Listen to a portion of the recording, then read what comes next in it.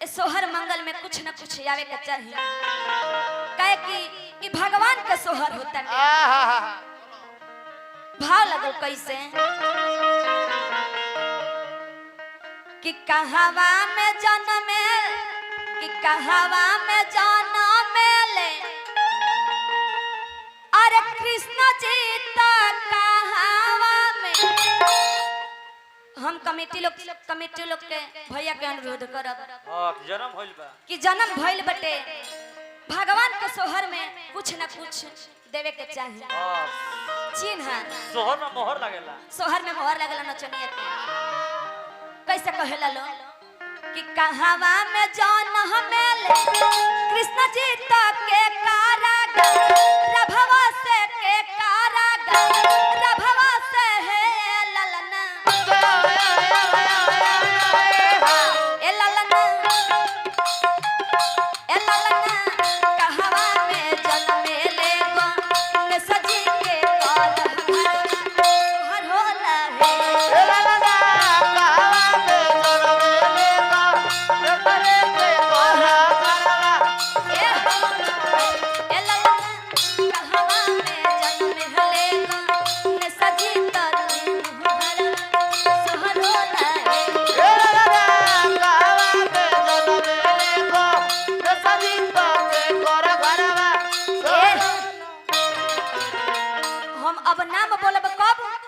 जब मोहर आई चिन्ह आई तब। कहाँ बन राजाराम भैया, पंकज भैया, पंकज भैया, राजाराम भैया, कुंदन भैया, भूलन भैया, पवन भैया, कहाँ बने लो? राहुल भैया, गोविंद भैया, राहुल भैया के बुझाता हम देखने हो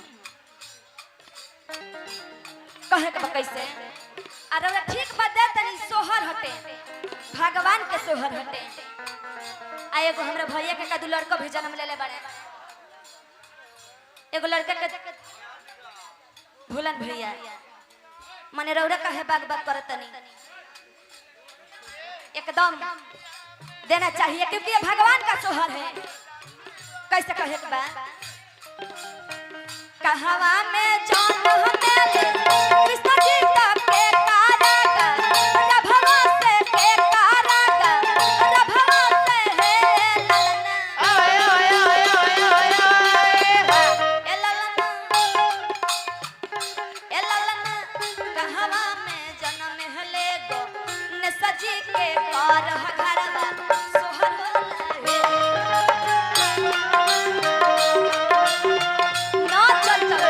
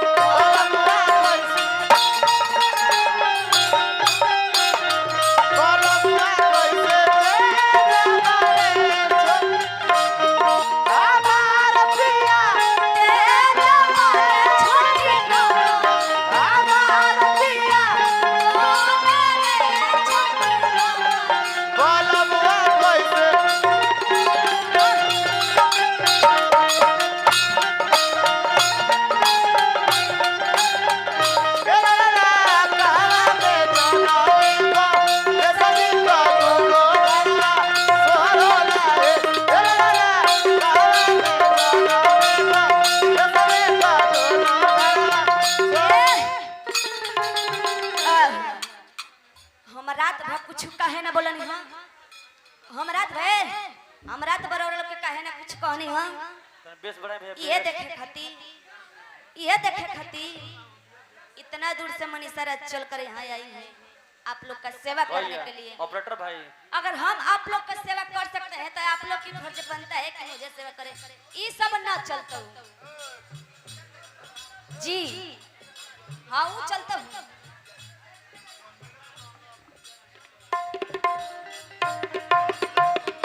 दिया है ना,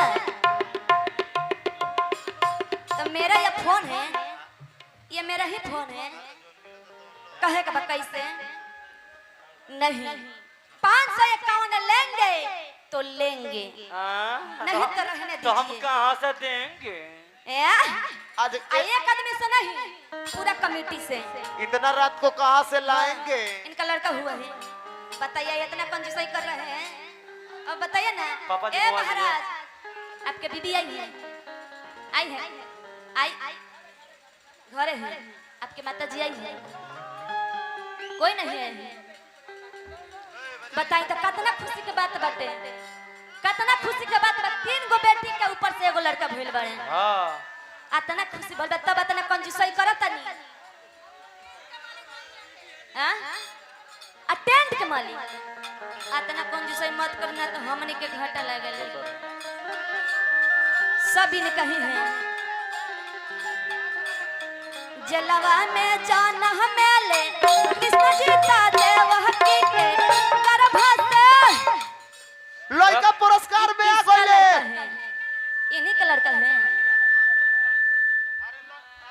किसका लड़का है तो बता दीजिए, नहीं तो झूठ होइल होइल।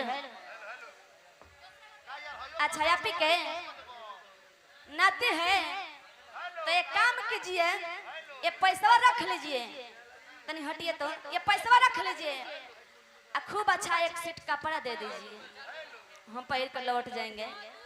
2 सेट 2 आदमी हैं कि जलवे में जान हमेले कृष्ण जी ता देवहकी के गर्भ से देवहकी के गर्भ से है ललना। इस ललना को देना मत, हाँ जब तक 2 सेट नहीं आएगा। बड़ा मटकी मारे तनियारा दादा हो, लेकर आइए तब लड़का लेकर जाइए। कहे कैसे ए ललना ए ललना पर्वत पर जन्म लेगा सजीता तू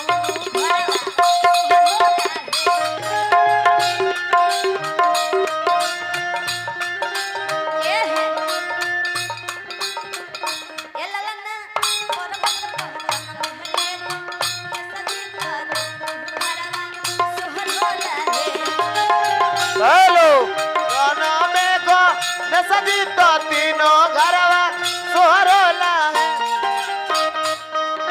हेलो अरे से हमारो सच्चे को है तोरे अरे से हम अगला में आइले बाहर भौज ए भौज अगला में आइले बाहर सच्चे को ही तोरे से हमारो सच्चे को ही तोरे आनंद से अगला में आइले बाहर भौज ए भौज अगला ए ला ला ला पर्वत पर जाना बिगो ने सजी तो तीनों घरवा सोहरोला है। ला ला ला पर्वत पर जाना बिगो ने सजी तो तीनों घरवा रह दिया रे जमानी सासो नावे ले गाई के नावे ले गाई के नावे ले है ललना। हा मने गजब हाल बाटे रौरा लोग के है। रह दिया 1 मिनट 1 मिनट रह दिया। रौरा 50 टकिया छोड़ के ओबरे से रौरे गिन के बताई, रौरा गिन के बताई। हाथ ना लोग देखो तटे कैमरा में वीडियो भी बनत तटे रौरे देख। हाँ कैमरा चल रहा है। आ एक आदमी से सब एकदम कंजूसई कर रहे हैं आप लोग, वो भी भगवान के सोहर में का हो। अच्छा सर दुखा तटे कि रह जमाने सासो गावे ले गाई के नावे ले गाई के नावे ले ललना। हा 100 रुपया यही से कहो तनी गिनी कितना बाटे, लेकिन अच्छी तरह से घरवे में जाके वसूल। ए ललना चुगे चुगे पढ़ोए हम वाता महलिया उठे सोहर